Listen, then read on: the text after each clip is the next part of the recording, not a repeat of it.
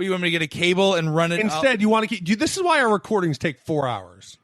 Because why don't we None get of this is usable. None of this is usable. Let's get a tin can and a rope, and I'll sit in my window, and you could sit in the neighbor's window, and we'll do the podcast that way. Hey, we lost your connection again. Remember when we first met John McClane? Argyle picked him up from the plane and took him down the Nakatomi Tower at the Christmas party. And the terrorists were overzealous, but it was sweet when they killed Ellis. And with a little help from Alan, John McClane kicked ass. We're gonna die. Welcome back to Shat the Movies, or Shat on TV Westworld Edition. My name is Roger Roeper, and this podcast is all about rewinding the 80s, 90s, and in this case, 70s movies, and reviewing whether or not they still hold up. Alongside myself is my faithful host, Dick Ebert, or Big D, and each week we typically allow our audience to select from 4 movie choices that we then put in our race car rewinder. But in this particular case, because we are launching a new podcast called Shat on TV Westworld, we figured we'd do a cross-podcast episode where we look back at the movie Westworld and debate it as we're about to go into the fall season of HBO where Westworld will be debuting. We are excited for Westworld. The same cannot be said for this particular movie, though. I'm not excited about reviewing this movie. I'm excited about the TV show, which starts on October 2nd, but I don't know if this movie was just awful or if it was a typical 1970s movie. There are parts of this movie that I swear a 5-year-old borrowed his dad's camcorder and just did background shots, on the weekend, because the direction in this movie was so bad. The last 30 minutes, the act 3 of this movie, there's zero dialogue. Like, it's all just long shots of people going through a desert background and, oh, here's some Roman ruins and here's a minimalist tunnel. You know what I mean? There is, and you would think that, well, the action, the suspense during that time, you must feel something. You don't. No, it is just bad. Well, I've read that this was the best they could do, that Crichton created such a mess that it was an extra hour of footage. They had a final gun battle scene, which didn't make sense. They had some additional exposition, which was just too long. They had a whole bank robbery scene.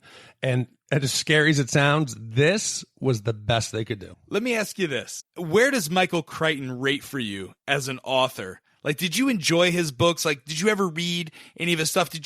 Where did you feel he was at? I actually did enjoy him. I read all the Jurassic Parks, Airframe. I read this. I did like him, and I think he should have stuck to writing. As soon as he got behind the camera, it was amateurish, and I sat there with my wife, and she was like, oh my God, when is this over? It made me respect Michael Crichton less. I feel bad. Like, I really do, because I really liked Michael Crichton. I really like his concepts. And you can see where the concept of this could be really awesome or really, really bad. And in this case, it's the latter. This was obviously the warm-up for Jurassic Park. He was trying things out with the amusement park, with the rides going haywire. He even stole lines from Jurassic Park, like, we spare no expense. This was obviously the warm-up to his work later on. Correct me if I'm wrong. Isn't there like another movie where a amusement park animatronics come to life and murder? I know it's like a Simpsons episode for sure. I'm feeling like there's clowns, like it was something from a fun house. Yeah. But you could see the bones. The bones of a good movie and a good premise were there. Yeah. I kept thinking as I was watching it, like, okay, I see what we could do with this. It's like we found a beat-up house, but it's got good bones. It's in a good neighborhood. Neighbors are nice. And I could see that the core stories there, just at that point, Crichton just could not handle.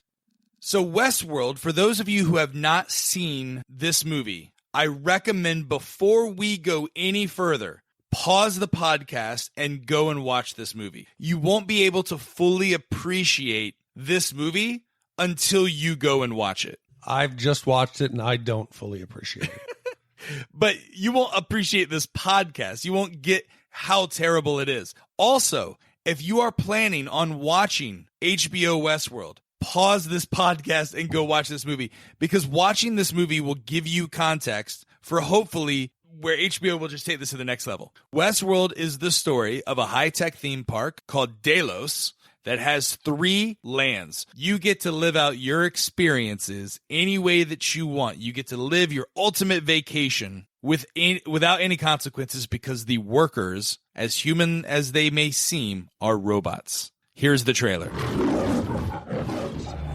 We have you on grid 5. Notify ground. We will soon be landing at the ultimate resort, where you can live out your every fantasy. Each resort is maintained by reliable computer technology and peopled by lifelike robot men and women. Desire ends in satisfaction and all in a controlled environment.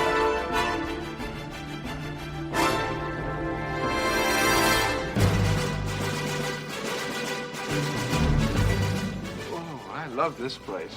There's a lot to do here.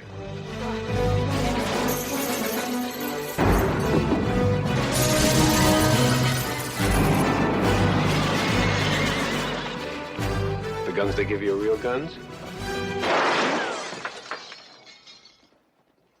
This place is really fun. It's his last day in the resort. Let's make it a Lulu. You'll have to switch on. Fellas new in town? Baby. Okay. Losing a little tolerance. Bring me up. They're not responding. Should we cut the main power grid, sir? It'll kill the light. Shut it all down. Shut it all down. Shut down. Shut down immediately. We have no control over the robots at all.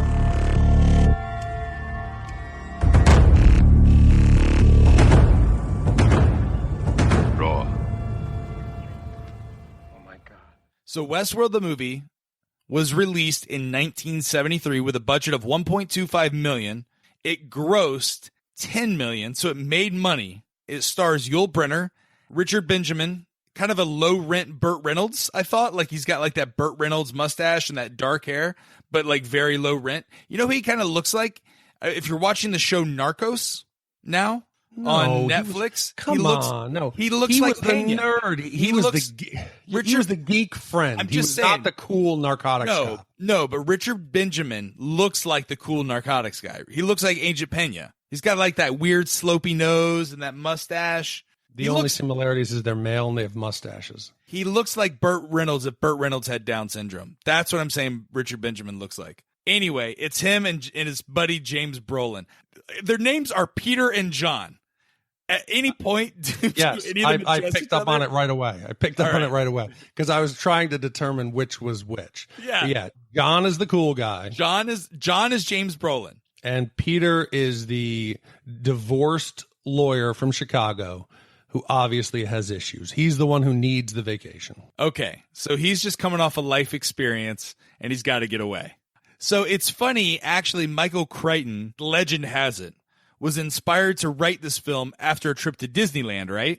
Yeah, he was Pirates of the Caribbean, which I think he actually then references in Jurassic Park when Ian Malcolm says, yeah, well, in Pirates of the Caribbean, the ride doesn't eat the guests. So I think, again, let's go back. This was the warm-up for Jurassic Park. Yeah, but don't you think Jurassic Park's more of like a zoo? I mean, it has amusement park, but it's like a zoo. It's like a big dino zoo. No, what's the difference? It is technology creating an artificial creature or life in an environment, then goes out of control, and goes after the people. It's the same movie. Life finds a way. It is. So now let me go back to this. So we have options here. We can go to Westworld, we can go to the Roman world, or medieval world.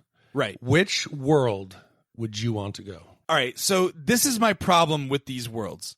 There's only 3 of them. For as futuristic as this theme park is, I don't want to go. What if I don't want to go back to Roman times or Western world times? Or what if I want to go in the future? What if I want to be transported to like this futuristic, I don't know, Star Trek-y like adventure? Shouldn't I have that option? I don't understand why I got to go in the past. Let's go back again. You have 3 options. There is no fourth. That's my problem. I would not spend $1,000 a night because I wouldn't want to go to any of those places.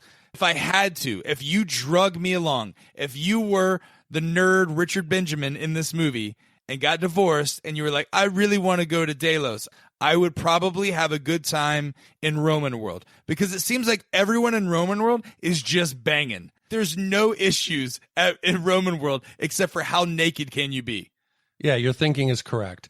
Western world is dirty. There's horses. It just doesn't seem pleasant. Medieval world, again, great Game of Thrones, it seems like it would be fun. But, again, dirty. I don't know. Roman world, there's no downside. You're lounging around in a toga. Everyone seems attractive. There's lots of wine. Roman world is the place to go. Right. Here's my problem with Roman world, though. You think that the medieval time is like Game of Thrones? It is absolutely not. It is like Romeo and Juliet. Terrible medieval world. The costumes, you can tell they spent the most money on Western wear, and then they were like, hey, do we have any extra money laying around for medieval or Roman? No? Okay. What can we get from Party City? They were terrible. I think we've been them? spoiled. You liked them? No, I did not like them. It looked like live action Disney Cinderella. What we've been spoiled by Game of Thrones, where things look real. It looked terrible. It looked like medieval times. I don't know who's been there, where you get your dinner on a plate, your Pepsi, and they do their fake jousting. The outfits looked like that. It was bad news. So we both agree Roman world, because Roman world is essentially the movie Caligula. That's what it's like in Roman world. Like, it's not like the gritty HBO show Rome, where people are getting stabbed and, people are killing your slaves and stuff like that, and you got to go to battle. It's not like where you got to hang out in dirt with pigs or anything like that. It's like basically a spa the entire time. There's a lot of water and a lot of hedges. That's what I saw in Roman world. So I'm going to be there the entire time. Well, I want to start off with the movie here, and we're going to start off with the intro commercial and then kind of the flight in. Okay. I thought it was clear. Let's talk. When you see the different genders describing the worlds, every one of the men, like Mr. Lewis, who says, I shot 6 people. Well, I think they were people. They might have been robots. I don't know. All the men want to go and kill something. All the women want to go and get laid. Yeah. They ask the women, and Janet says, ooh, she loved the Roman men. I think there's a clear divide, so we seem to be the odd ones out, that as men, we wanted to go to Roman world instead of going to kill something. Do you think it's common that all dudes want to go and just kill something? There's aspects of the commercial that are very distinctually sexist. What about Creeper Dude that all wanted to do was rape 14-year-old girls, robots in the medieval times? You're jumping ahead. We got to talk about that, but right. when we get to it, because he builds up to being a creeper. Yeah, I think this would be a world perfect for wealthy men who want to just be perverted deviants. If you want to go and molest chambermaids, or you want to go and find yourself a squire, this would be the place to go, because otherwise you end up on Dateline with Chris Hansen and in handcuffs. Yeah, first of all, there's only white dudes, and all they want to do is just kill. The first interviewee's name is Gardner Lewis. He wants to play Cowboys and Indians. He just came back from shooting 6 people in Western world. Which side of the fence do you think Gardner Lewis, white guy, 20, 30 pounds heavier, which side of the fence do you think he was on in Western world? I think he was kind of excited at the idea that he'd killed people. Yeah. When he said they could have been robots, they could have been people, he didn't care. I think actually it might be a good thing. If you had a world like this, all of our psychopaths could go and just kill people that they wanted, come home and hopefully relax and get it out of their system. What do you think? You are presupposing, this is the purge argument, right? You're supposing that people, demonic psychopaths, are going to go and kill. They're like going to go regulate. They want to have. You think there's people that would kill within the rules, not just kill outside of rules? You don't think there's people who just enjoy doing shit because it's illegal? Yeah, but there could be also, if you have 50 killers and this could solve the problem for 20, I'm all for it. You want to regulate killing. That's what you want. These are robots. Okay, so you want to kill robots. Yes, if they can feel like it's real, just like I didn't have a problem of that dude later on going after the 15-year-old chambermaid. It's a robot. All right, if it stops him from going after his neighbor, I'm all for it. Let me ask you this. Did you ever see the movie Short Circuit? Yes, Johnny Five. Or Chappie, that delightful robot movie that came out that no one saw? All right. Did you feel for the robot? I don't want to feel guilty here. Seriously. This is not end, Wall-E. Are you telling me you did not cry at the end of Short Circuit? Yes, but here we're talking about living fleshlights. We're talking about sex robots. All right. So nobody was having sex with Wall-E. Short Circuit looks like a robot. He is a robot with human personality, but looks like a robot. You're telling me you wouldn't feel any empathy for a android person that's more advanced than Johnny Five, has a personality, and looks like a human being? Are you telling me you could just willy-nilly kill them? That's who you are? Yes, if somebody was raping Johnny Five, I would feel bad. But that's the whole thing. These robots are not Johnny Five. They're not alive. They don't have personalities. They're all playing a single note role. I am the innkeeper at the hotel. I am the prostitute. They didn't show any individual, personalities. They were all playing a single note role. So I was okay with what was happening to them. So you don't think that this is advanced intelligence that's learning to feel, that's learning to love, that's learning to hate? That's the whole point of this movie, is that they're beginning to feel. So here is where I think the movie really fails. It has an opportunity to make a statement. Is it simply an error in the robots, or is this some kind of artificial intelligence that's had an awakening? Have they actually had a moment where they become aware? And we never get that. We never get anything other than robots on a killing spree. They hint that the robots become aware, but they never give us that answer. In the end, that's the biggest failing and where the movie could have been much better. Did you have any problem with the way it went down and the way they explained things? Yeah, I would say their biggest missed opportunity, like you said, in this movie is understanding to the audience what the motivation for the killings are. What are they upset about? In, I think, other science fiction genre, we've seen where someone has an awakening, they usually punish the person back in the manner in which they were perceived to being tortured, right? So the movie could have done something with the prostitutes where they, I don't know, fuck the guy to death, or the slaves in Roman world, they revolt and kill their masters. Those are things where the movie, I guess, missed the major mark. Although I will say this. There was a little bit of enjoyment I took, simple enjoyment, in the fact that the robots were just killing robots. There was no motivation. It was just, it's a robot and it's going to kill humans.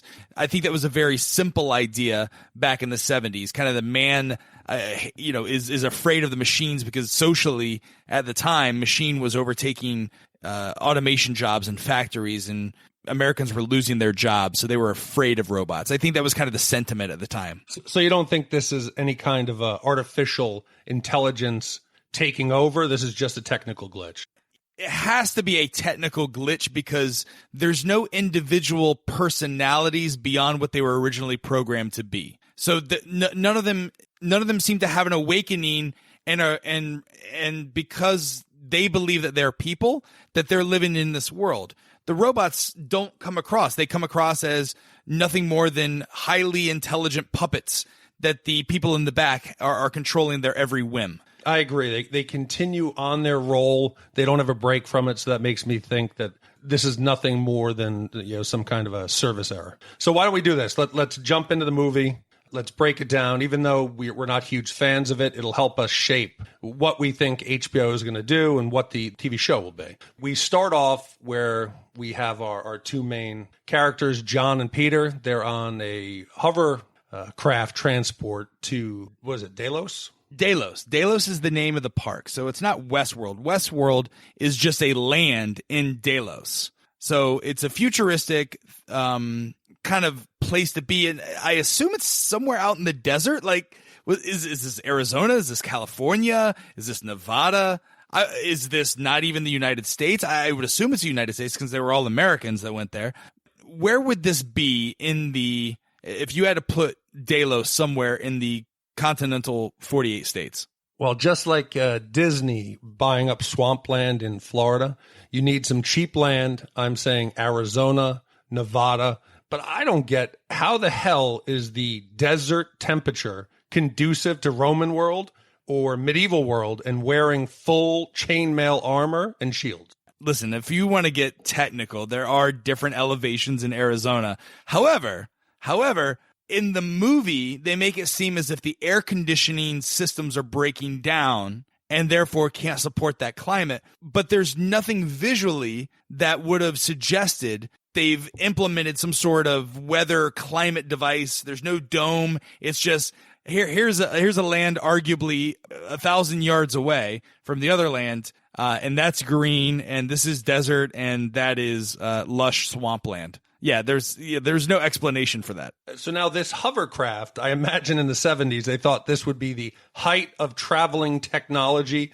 and luxury. We see the guy at the command with his mirrored aviator glasses. And I seem to think in the 70s, they envisioned technology as a whole dashboard full of blinking white lights, random numbers spinning on like a counter, and just people blurting out Tango 5, Bravo Delta, Sector 7, elevation, like saying things that just make no sense. But I guess in the 70s, it sounded futuristic. Every 70s movie had a guy at a helm that was controlling a joystick, and there's just close-up shots of people at machines doing things and talking like Roger, Vector, reducing transport to -139.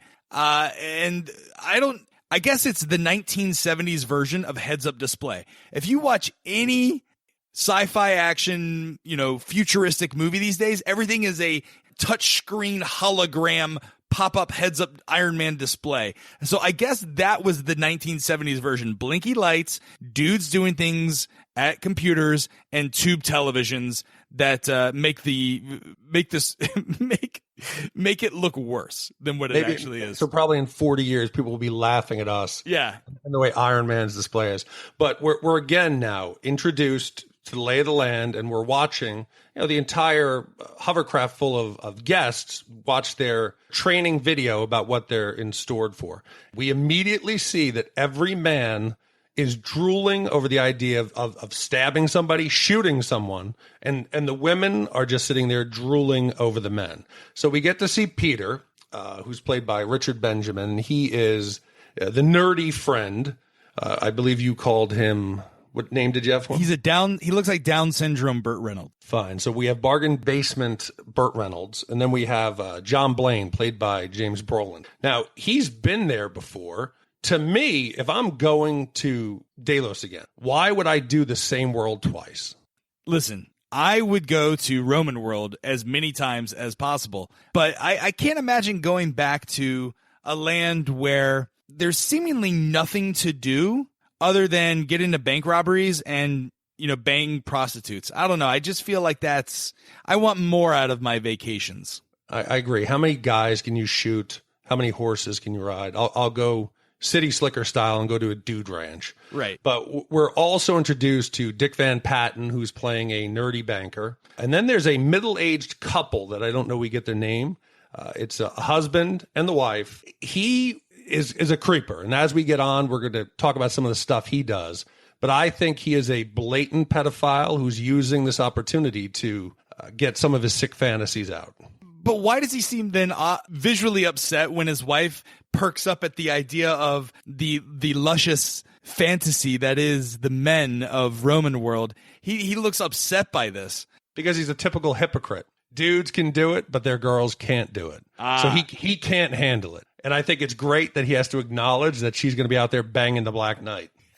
Now, he's black. He's the Black Knight because he's wearing black. He's not actually black. He's not actually African-American. I don't think we had any African-American guests. That is another problem I have with this movie is there were nothing but white people in the future. And that has me worried for a Donald Trump presidency. You don't stay with politics. But no. Okay. I think in the bar fight scene, there is one random black dude. Okay. I don't know what he was doing there. There's also one random Chinese guy that's the servant. He's playing the role of a servant in Miss Carey's prostitution brothel. historically accurate, still a little racist. Well, they were building the railroads. At least that was making sense. Yeah, but there's no diversity in 1973 America. Maybe they were saying that it was a little too expensive. And even that's a worse statement to make. Yeah. That this was a very exclusive country club type vacation. I wish they would have made it like that, but I just think that this was Hollywood in 1973. They can't employ anyone who doesn't look like James Brolin. So they get now into the actual welcome area. They all split off into the different worlds you're going to get. And then we get a kind of dressing montage with all of the outfits. I could not get over all the outfits. I felt like I was watching Back to the Future Part 3, where Doc Brown dresses up Marty McFly as they believed the old Western frontiersman dressed in the 1800s, but he ends up looking like a J.C. Penney cheap denim version of a cowboy today. Did you buy the outfits? Did you find them at all believable to what Listen, I bought the outfits more than I bought the dressing montage by three dudes to the old-timey Western piano song going on in the background. It looked like I was watching Jennifer Gardner 13 going on 30, where she's dressing like an adult for the first time, and she's doing a twirl in the dressing room to her new best friend at Macy's. That's how terrible this scene is. It's the fact that we're supposed to believe three adult dudes about to get their swerve on in Western world are going to spend 3 hours doing twirls for each other to check out each other's holsters. Come on, Michael Crichton. Total hack maneuver. Sounds like you've checked out a dude's holster Not before. only that, but then there are locker rooms that are happening here, and they're just God, this was terrible. By far a limited amount of firearms, limited outfits. If this is an expensive high end, they should have had every kind of variety. You wanted to be the bad outlaw. You wanted to have a long rifle. You wanted to be part of a gang. This seemed like you had 5 options. I'm going to be the town drunk. I'm going to be the local good guy, or I'm just going to be the nerd victim for the gunslinger. Yeah, no, listen, the best thing that I can say about the HBO version of Westworld compared to the movie is that there's no ragtime follies going on in any of the background teaser trailers that I've seen. So I'm happy it's taking a more darker, sinister feel than this scene.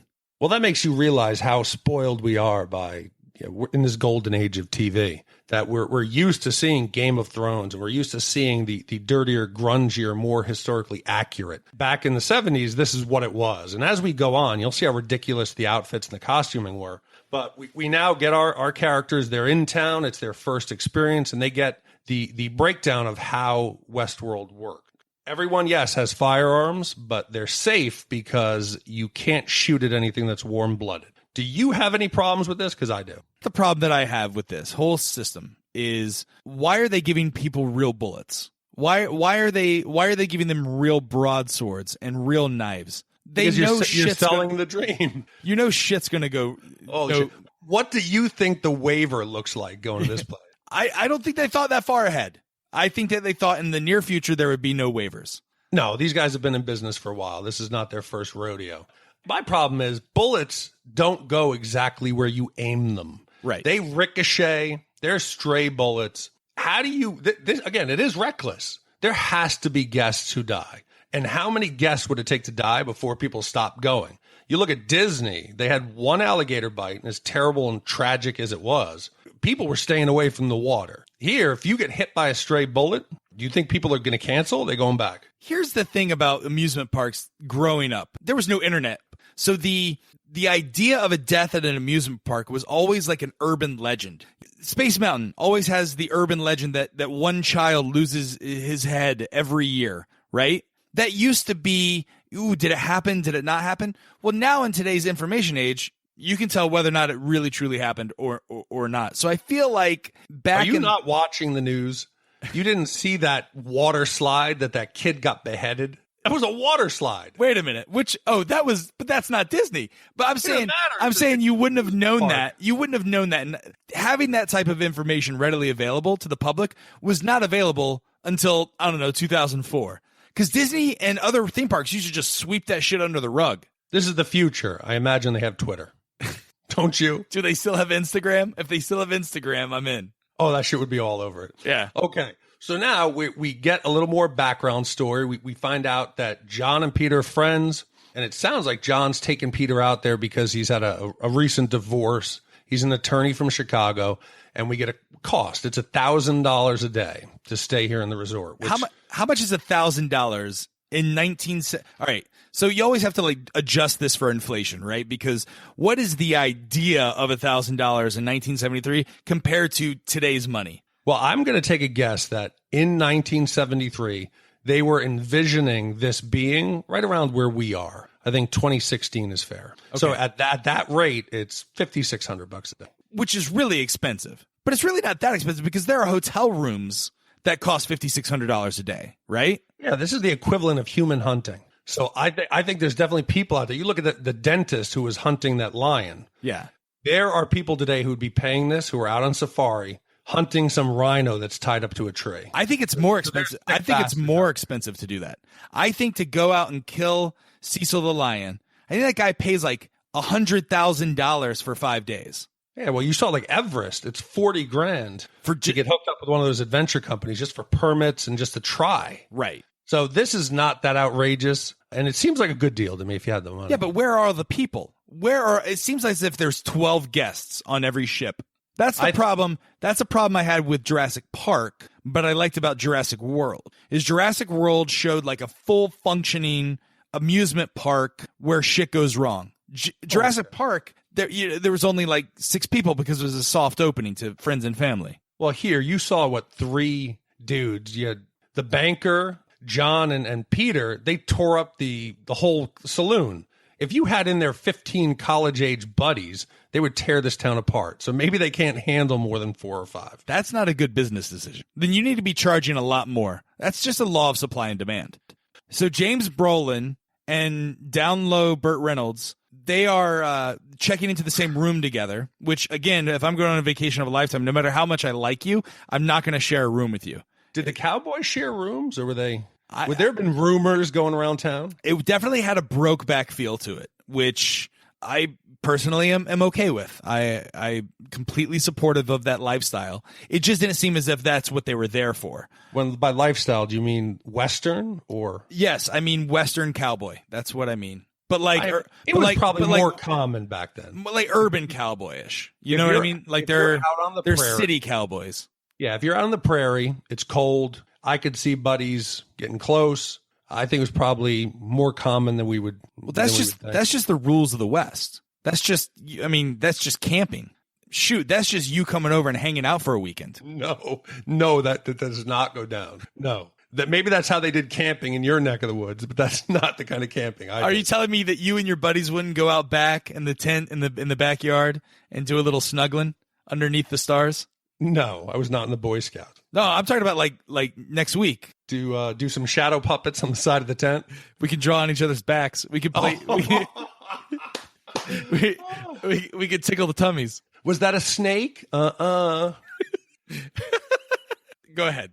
It is the most advanced animatronic artificial intelligence on the planet, we're led to believe. They can simulate ages, gender, full range of motion. They can make decisions. They've replicated male and female sex organs, which I don't even want to get into the maintenance of those. It's modular. Okay.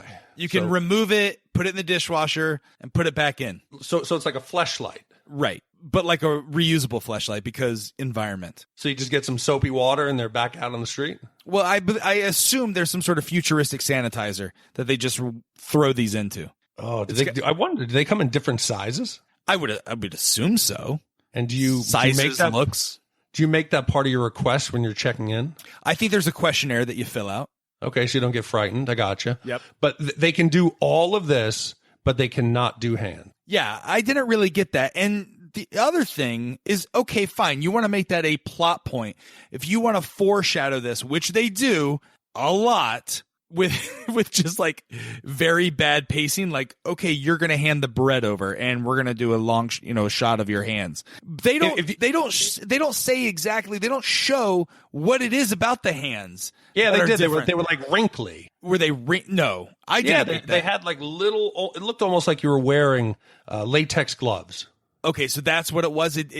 It looked to me, at least on the version that I was watching, they took no makeup effort whatsoever to make the hands look different. No, I saw it. It definitely was. And my thought is this: if the hands look so bad, why wouldn't your Old West characters be wearing gloves? Okay, let's try to hide it. Let's keep up with the atmosphere of the park. This is their first day in Western World, so they decide they're gonna go get a bar drink from the old saloon. If you're in old timey land, what do you order at an old timey saloon? Whiskey, not a martini, and then I don't give instructions on how to make the martini. Besides the fact that the bartender supposedly won't know how to make it, you're just killing the mood for everybody else. That's like you going to Disney and screaming, "That's not a princess. That's not a princess. Mermaids aren't real." That's a dick. You're ruining the whole thing for everybody else. So you're telling me I'm on a vacation of a lifetime and I can't order what I want? If I want to order a lemon drop martini, I want to be able to order it. And I don't want to get grief from you, robot bartender. No, that's why they priced you out of it. Because you're the idiot that ruins people's vacations. What if I don't like old-timey whiskey? Is it old-timey whiskey? I bet that shit's warm. Then don't go to Western World. I won't. But if they don't have the modern conveniences of ice and a cooling system, I don't know how much, fun I'm going to have. You're going to have as much fun as I'm having right now. People go there for the experience. They don't go there for you to be pampered. So immediately we see that there is a storyline in play where the workers decide that Peter, who's a bit of a puss, needs to toughen up. So they introduce us to the Yul Brynner character of the Gunslinger. And the Gunslinger just comes right in the bar and immediately starts busting his ball. Immediately. Tells him, he says, why don't you get your bib boy? Do you need your mama? He starts in right away. And of course, to his perfect character, Peter initially starts to back down before John tells him, why don't you shoot him? I thought this was really not that big of an offense to just shoot someone. Yeah, the guy's just kind of mouthing off to you. Do you have to bring out a gun right away? I mean, listen, I get it's the Old West. But the other thing is that these are supposed to be sophisticated, top-of-the-line robots, correct? Yep. These are supposed to look, act, and feel like real humans with the exception of their hands, right? To the best of their ability. Why does Yul Brynner then act like he's the old animatronic with very deliberate, moves? Is he an older model? I thought that just made him menacing. Well, I think it was by choice. So the actor made a choice to look like an actual robot when all the other actors portraying robots are trying to look and feel like humans. He was a man playing a robot that was playing a man who wanted to act like a robot, but was really a man. You just made my brain hurt. I found him frightening. I found him the best part of the movie. He reminded me a lot of, I could see Arnold Schwarzenegger in Terminator from 84. The mannerisms, the way he walked, that couldn't have been a mistake. I think down the road when they soup him up and we have the big hunting montage through Delos, it was 100% Terminator.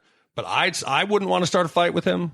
But here you're paying for it, so you might as well shoot him. It's interesting you point out Arnold Schwarzenegger.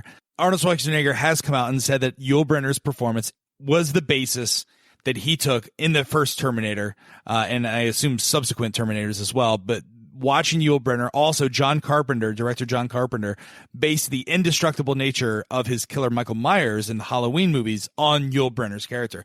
I will say this, Yul Brynner, his character, I guess at the time in 1973, must have seemed as if like one of the most evil characters of all time. I mean, even Darth Vader in Star Wars, when he walks in to Princess Leia's ship for the first time, and when we see him in all black, I mean, there's definitely a nod back to the Yul Brynner character. He's got the hands on the hips and the front. It's a very powerful, crazy character. And so you could definitely see where there's been movies that have been inspired by this. But I mean, listen, if I've been there before with my buddy and I know how it works, I'm going to drink as much whiskey as I can and quickly kill as many guys that I got to kill so I can go to the brothel. That's what I'm really there for. Well, I got to ask, is there a limit to the amount of damage you can do? Because there's a dollar amount assigned to each of these robots. If you want to be a dick, could you just go in there and just start blazing, start shooting everybody? Yeah. Or would they come out and be like, hey, come on, buddy, you can't do that? I assume there's some sort of package. I assume that they go up and they say, Mr. Ebert, thank you for your Westworld package. You bought our Platinum Silver Spur package. That includes 50 kills across your 5 days here. So you get 10 a day. You also get unlimited soft drink refills. You get 2 shots of whiskey, and you get to ride 3 horses between the hours of 9 and 2. I think that's what comes in the package. But then you can add on to that. It's like excursions on cruises. I tend to agree with you, because otherwise you could just destroy the entire town. And for $5,000, you're not going to be making any money. Yeah, there's no flat ticket pricing that's happening here. It's definitely a tiered approach. No, not at all. So he lays out the law. He shoots him. And what does every guy want to do after you shoot your first man? Let's go get laid. Yeah.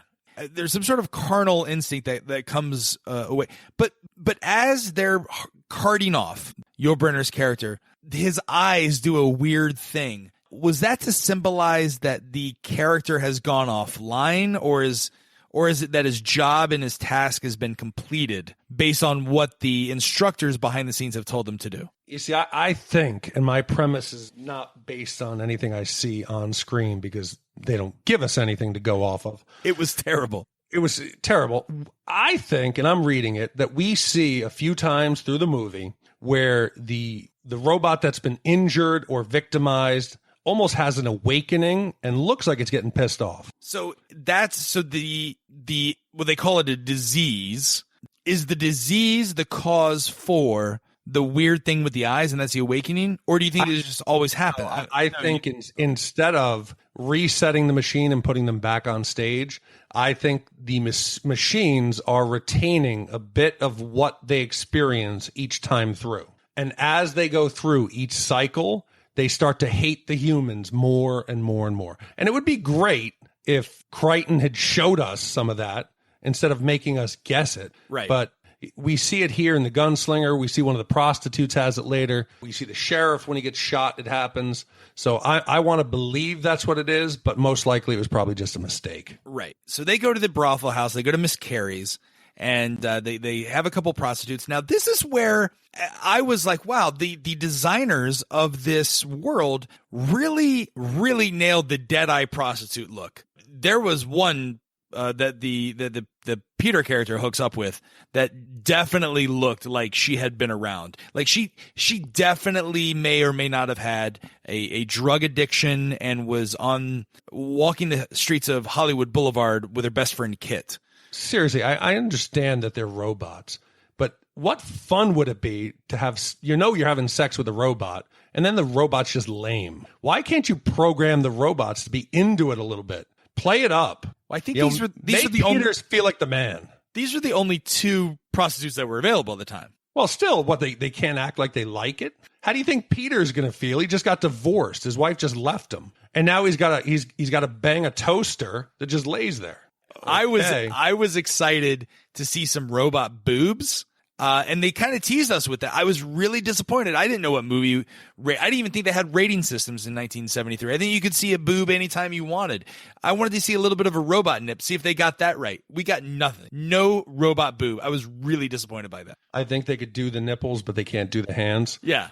And I don't think in the 70s you could show almost anything. Oh, absolutely you could. First boobs I remember was Excalibur, or maybe Hot Dog the movie. That type of cinematic gold. But 70s? I think so. There were cartoons in the 70s that showed boobs. Heavy Metal. You more and more I realize the issues that you have So they're up there. They now have their robot prostitutes. And one of the prostitutes, as Peter finishes, gives a look that she is either acknowledging that he is just finished, and she probably, like a dishwasher, goes into cleaning mode, or she looks pissed, like she's been victimized. How did you take it? I took it as if he is just terrible at sex, because he basically is doing nothing but alligator wrestling back and forth like a child's rocking horse, just going on one side of the bed to the other side of the bed and back to the other side of the bed and back to the other side of the bed. There's no indication that he has any idea of how to truly make love to a woman, let alone a woman robot, which would make it seem why she's so disappointed. Do you think this is why he's divorced? Oh, without a doubt. Definitely was included in the divorce settlement. Man, so this can't make Peter feel any better. He can't even please a robot. No. So after the disappointment lovemaking, she pieces out and they go to sleep. Now this is where, as they're getting busy with their Western ladies of the night, they hear a gun battle blazing outside. Right. And he's given the option, Peter says, hey, should we go out there and get involved in the bank robbery? Who the hell would turn down getting laid, even if it's a robot, to go out and potentially just get shot or to shoot another guy? You just shot somebody. Yeah. Why can't you be happy where you are? Yeah. So this is also, in doing some research for this movie, there was a longer scene that was filmed explaining the entire bank robbery. And you get why it's weird that we're just doing cutscenes and cutscenes and cutscenes almost back to back of each other, of them in bed. That was supposed to be like, we were supposed to insert the actual bank robbery filming in those scenes. Michael Crichton just cut it because he said it was too long and too boring. I think that we were meant to believe that there was something more going on with the bank robbery, but I'm with you. I'd much rather just spend all my time in Miss Carey's than shoot up the old Wells Fargo. Yeah, I don't think the bank robbery would be that exciting. No. And you definitely don't want to go out and watch it. Are you telling me I'm about to bang a robot woman? Yes, please. Do you think there is a curfew in town for guests? There has to be, because there's no other way that they can depict the cleanup crew, like the third shift that comes out. Listen, if I'm staying at Disney World or I'm staying in the park, I guess I kind of expect that. But if I go to Las Vegas, I want it to be 24 hours, 7 days a week, baby, especially in Western time, right? You're supposed to live the Wild West lifetime, their lifestyle. I don't think that involved going to bed at 9 o'clock so the cleanup crew can come out. Why couldn't they just dress their maintenance workers as town folk and act like they're coming out to pick up the dead? Why did they have to roll them out in a Jeep and halogen lights and completely kill the mood of the town? Not only that, but you can program robots to play the town mortician that is building caskets on the side. I like it. There should be town folk, because town folk in the real Old West would have policed them up. They would have thrown them, bring out your dead. They would have put them on a wagon and they would have wheeled them off. Right. But instead, like at Disney, you don't want to see Mickey walking around Magic Kingdom with his head off, smoking a cigarette while he's on a break. Well, most of the Mickey Mouses are female because they're short. That is such stereotype. Spoiler alert. So we're also introduced to the head doctor character. Now, the head doctor seems to be also on the board of the it's like a theme park board of Delos. We only get to see from the scientist and the creator's perspective. We never see anyone in operations or anyone that has really full control over the entire park. I think they have a good idea at this point that something's going on, because they talk about it. They talk about that this is not the first case of the town folk acting strange. And they liken it to a virus or to some kind of a disease that's spreading. If I ran an amusement park, or if I ran a zoo, which this is the equivalent of it, and the animals started acting up, acting strange, and I thought there was a virus, I'm closing that shit down. It seems almost as simple as them just clearing the cache in the memory units of their robots. That's what it seems as if is happening. It doesn't seem like it's a hardware problem. It seems as if it's a software algorithm that someone, forgot to carry the one on, because that's what's happening with these robots. But they just keep, not only do they not try and unplug and replug in their routers, but then they're enhancing. They're enhancing the robots. They're like, well, while it's in, let me give it infrared vision and better hearing. It doesn't sound like there's any manual. No. I don't want my amusement park. This is like the carnies who go out there and slap some duct tape onto the shoulder restraint that leads to a kid getting killed. It seems like this is an accident waiting to happen. So I'm starting to think this is less high-end vacation and more shoddy, kind of middle of the road. So you think that there's actually other amusement parks like Delos, and this just happens to be the fun world or fun spot of animatronic robots? I think there might be coupon day. There might be some kind of a Groupon, but this does not seem like the high end, because I can't imagine that any true, wealthy, well-to-do, why would you pick one of these three worlds? If this was the high end, there would be 10 options. People hate camping, and they're going to go out here and pay $5,000 a day to go camping and sleep with a horse. Don't knock it till you tried it.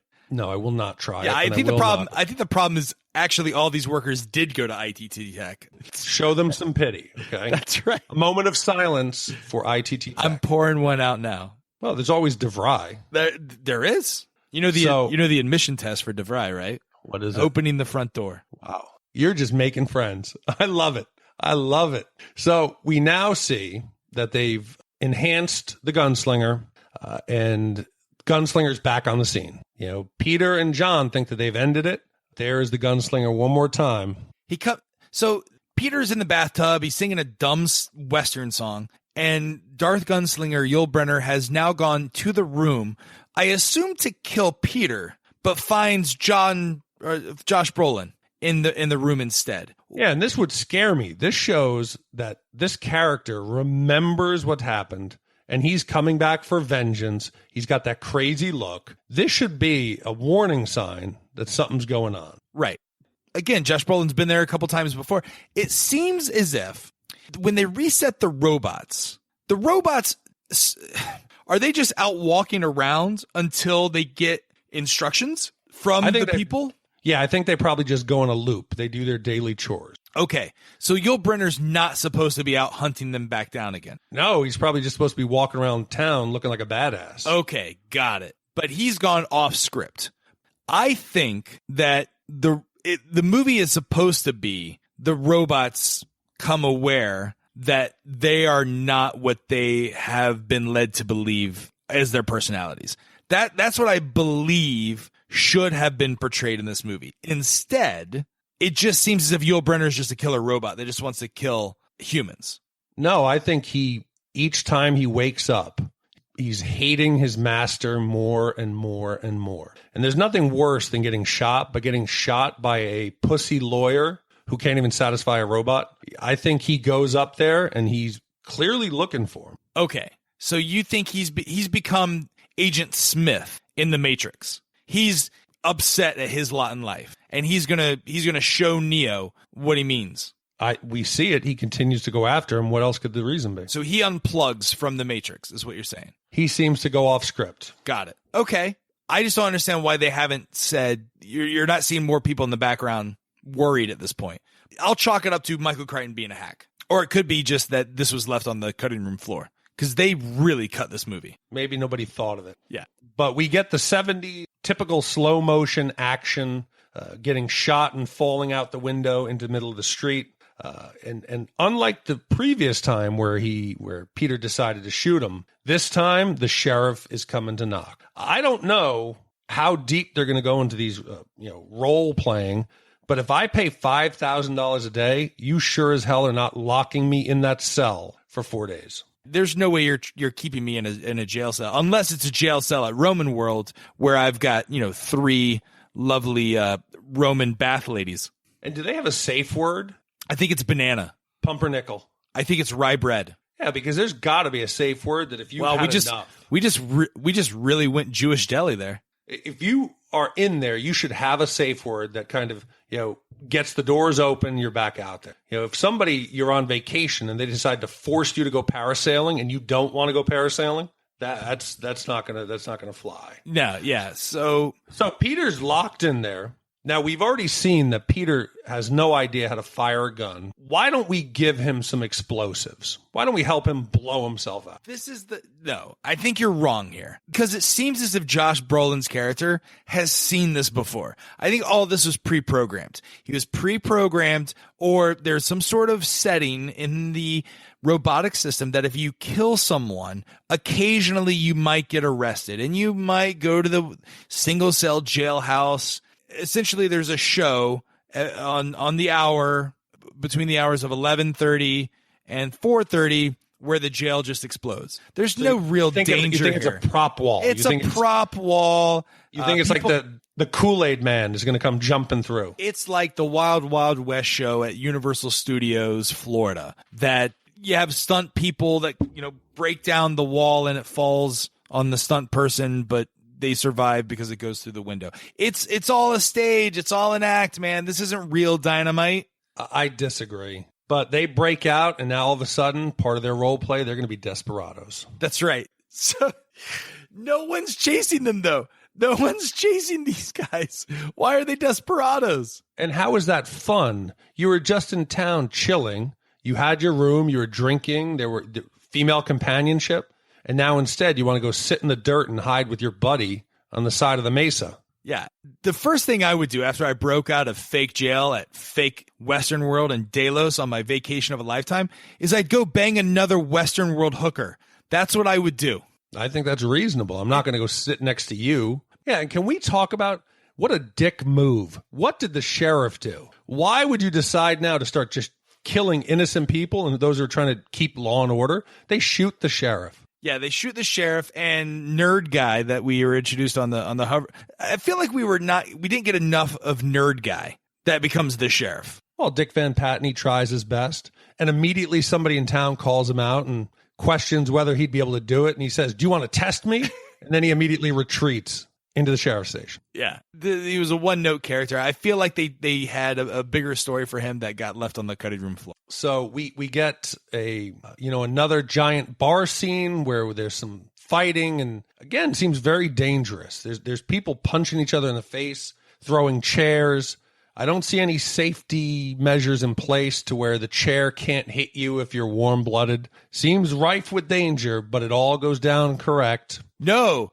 And that bar scene came after Josh Brolin gets bitten by a mechanical rattlesnake, and the technicians are worried. Are you telling me that the next scene, after they give a whole monologue about guest safety and how it's paramount to the success of this operation, then they're going to allow their guests to get punched in the face by a robot? Come on, man. Come on. Are snakes really relevant to your enjoyment of the Old West? It seems like that's a bit of an overkill. Yeah, I don't think that I would save some money. I think there'd be a couple bean counters that'd be like, listen, we understand you want these highly advanced robots, but listen, we can't do animatronic. I'll give you the animatronic Snakes. horse, but snakes, we're going to draw the line there. Are there robot vultures? Yeah, they're robot rats. Come on. Robot fish? Where do you draw the line? Yeah, I think this is, it could be a John Hammond, no expense spared situation. We already heard that, so he stole that line before. Why not say it again? So this is our first now view into medieval world. So what were your thoughts on medieval world? Looked very much like Winterfell and King's Landing, didn't you think? It looked like if Winterfell and King's Landing was put on by a community production of a 7-year-old's of a 7-year-old's kindergarten play. Like it was, these were terrible. Medieval times looks more period authentic than this. Monty Python and the Search for the Holy Grail looks more authentic historically than what they portrayed here. Like, did someone get paid as a costume designer?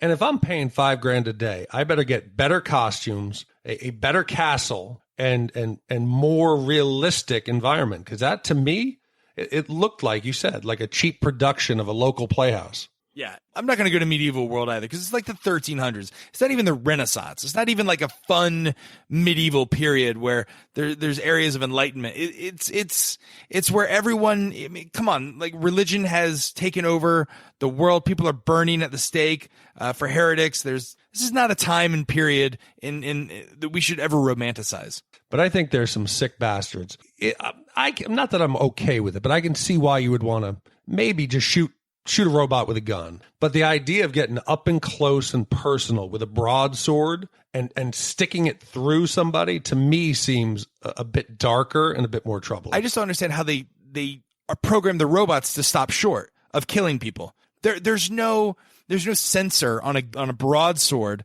that's going to stop it from stabbing me in the heart and killing me. So listen, I don't buy this whole thing. The only thing that I bought was Creeper Dude trying to rape the little 14-year-old robot girl. Oh, that was a bit twisted where he tries to go after poor Daphne. But I feel like that probably happened in the medieval. Oh, it definitely happened. Not only did it definitely happen, but it was also part of the script. And the workers are upset when Daphne slaps him and refuses a guest seduction. He then officially names her as a sex bot. I got really uncomfortable at that scene. It was rapey. There was a real rapey vibe. Yeah, anytime a movie goes rapey vibe, I'm not so much into it. No, I don't think there's any way to really play off a rapey vibe and have it be anything but just wrong. I think that there's definitely going to be some rapiness, dark undertones in the HBO series. Oh, it has to, because that's clearly why he was there. Yeah, he had no other intention other than to bang robots. He pretends like he wanted to be a badass knight, but meanwhile, this dude was huffing and puffing, just trying to walk up the stairs to go see the queen. This was Jared from Subway, out trying just to have a reason to get away from his wife and to go prey upon young chambermaids and young squires. Oh, that's just putting a dark turn on this. But what if some dude has a fantasy of, like, killing a child or shooting a child or decapitating a child robot? Well, the scary thing is I think we are quickly on the path to find out the answer to all these questions. Because the HBO series is about to launch on October 2nd? No, because this is coming down the road real quick. You think there's going to be, like, child robots? I don't think it's that far off. I mean, you have Stephen Hawking saying that he believes that, the human race could be done in by AI. You have now where machines can pass the Turing test. I guess they can actually fool humans. See, I think the show is going to go one of two ways. Either one, this is a naturally occurring phenomenon in AI, that they come to an awakening. Or it could be one of the technicians who's tired of seeing humans, take advantage of his beloved machines, actually starts to manipulate them and actually start to awaken them. I think that would happen organically. That would be an interesting. I think it would be an interesting take on things, because I think one of the most brilliant takes on artificial intelligence, at least from a movie perspective, was Ex Machina. That movie blew my mind. I think really goes into depths of what it would be like for someone to improve and constantly build upon his AI creations to the point to where they become aware. Well, this is, you think you have two dogs. Those dogs are your family. Right. You would do almost anything for them. Anything. When we start having artificial pets and artificial family members, people are going to feel that same bond. And I think it will be hard for people to start to distinguish. The line gets blurred. This movie, in the end, missed that opportunity to give us something to think about, to give us one final thought. And, we progress through the entire chase scene that inevitably ends with the gunslinger being burned, melted, and finally, being finished, to where Peter finds the woman tied up in the dungeon. Right. Did you think this was a human being, or did you immediately think this was a robot? I smelled out the twist right away. So the twist is the audience is supposed to believe that it's a human. That was my take on it. We're supposed to believe this is a human. He goes and rescues her, and the twist is after he gives her water that she's actually a robot. But that's such a half-assed twist. I agree. I don't think it was executed the right way, because I think we're supposed to see more of that character somewhere throughout the movie. We're supposed to believe that her awakening is deeper. She is, I think, going to be one of the main protagonists in the new HBO series, where she realizes that her life has been nothing but a pre-programmed existence. Yeah, and then in that case, can you fault them just like an ex machina? Can you, if you are that clone, if you are that robot and you become aware and you want to protect your own life, can you blame them for defending themselves? No, I can't blame them at all for defending themselves. But my biggest problem I have with this movie is that they did not put any kind of motivation behind their desire. My ending that I think would have been fantastic is we're led to believe that Peter rescues this woman from the dungeon. They walk off into the sunset. He's manned up. He's now got a girl. and we see her look back with those eyes. Yes. And we realize that she is one of the robots, and she's now out in the wild going back to civilization that's not prepared for her. I think that would have been a much better scene. With 100%. But somehow we just get a half-assed cop-out at the end. Right. Instead of giving us something to leave the theater.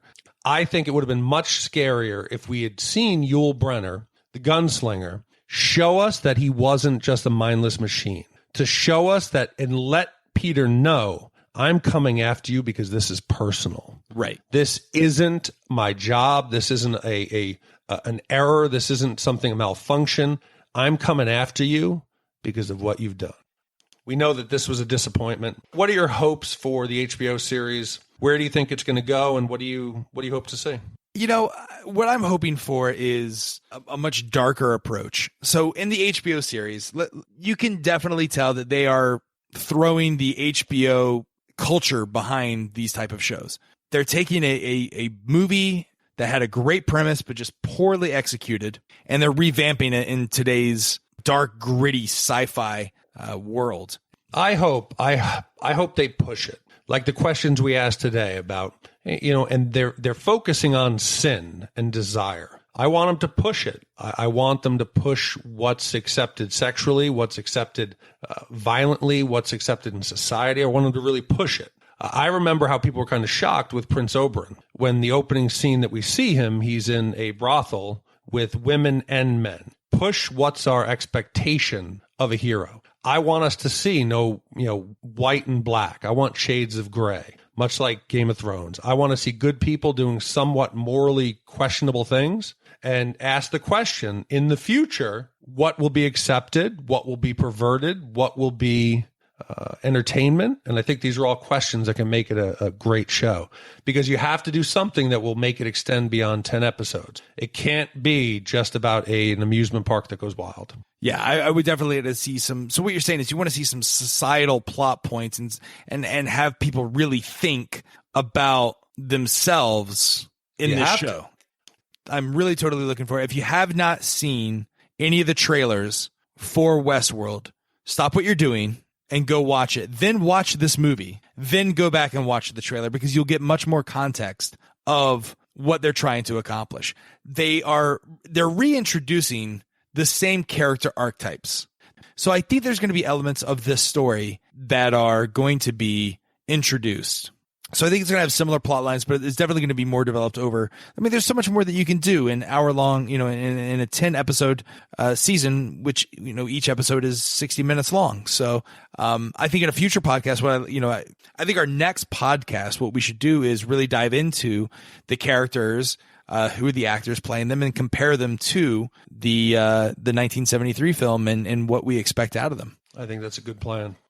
So, for those who are joining us for the first time, Big D, how can they find us if they want to subscribe and be part of our podcast family?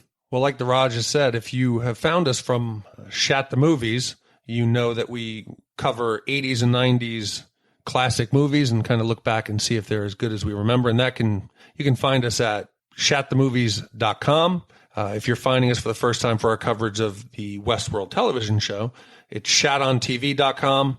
On both sites, you'll be able to find us. We're on all social media. We encourage you to email us at hosts@shatthemovies.com or hosts@shatontv.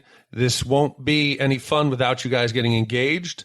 The movie side of it, we get a lot of people who vote for movies, give us feedback. With this, it won't be worth doing without you. So please engage, find us, let us know what you think. And if you enjoy it, share it with your friends. You got anything else? So our plan is to watch the show every Sunday, record the podcast 5 p.m. Eastern on Mondays, and release by Tuesdays. So get in your feedback on Monday, and there's a good chance it will be read on the pod. All right. I think that's us.